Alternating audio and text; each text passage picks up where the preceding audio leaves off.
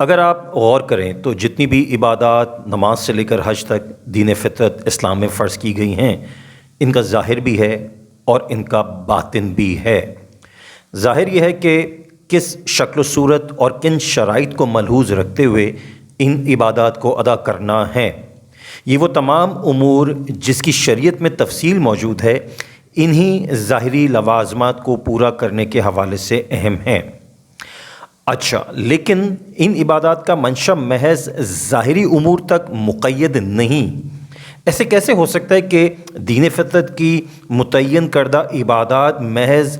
ظاہری اور رسمی مشقت تک محدود ہو کر رہ جائیں؟ نہیں، بلکہ یہاں باطن تک رسائی کا اہتمام کیا جاتا ہے،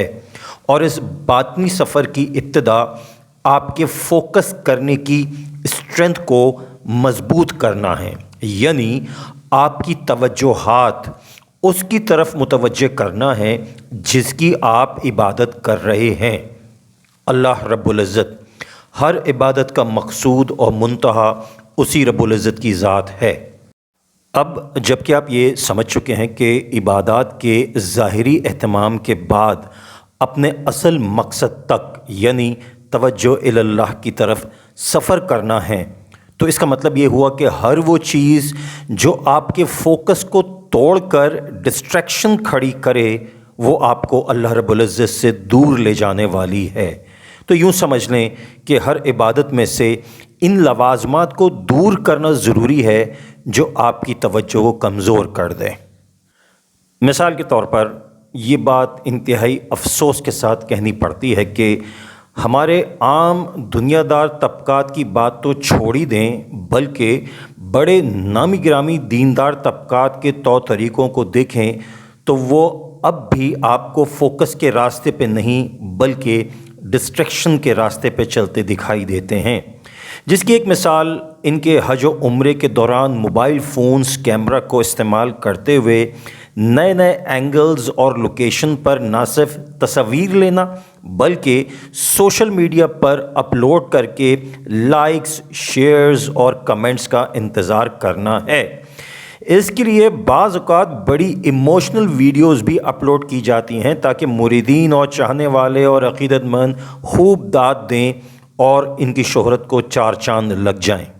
یاد رکھیں، بیت اللہ شریف کا طواف کرتے ہوئے یا بارگاہ رسالت صلی اللہ علیہ وآلہ وسلم میں حاضری دیتے ہوئے اگر دل و دماغ فون کے کیمرے کی طرف ہے،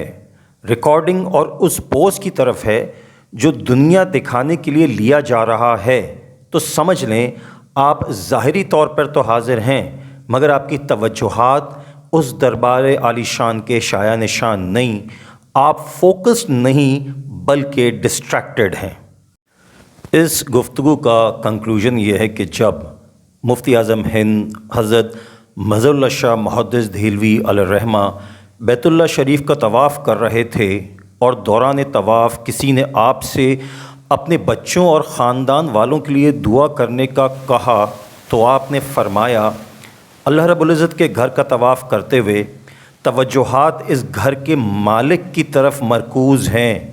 کہ کوشش کرنے کے باوجود بچوں اور گھر والوں کے نام تک یاد نہیں رہے۔ اسے کہتے ہیں فوکس، توجہ، جس میں کوئی دنیاوی ڈسٹریکشن نہیں، اور اس فوکس کی اسٹرینتھ یہ تھی کہ اپنا آپ ہی بھول چکے تھے، ماں سوا کا نشان مٹ گیا تھا، اور یہی عبادات کا منتہا اور مقصد ہے۔ Thank you very much.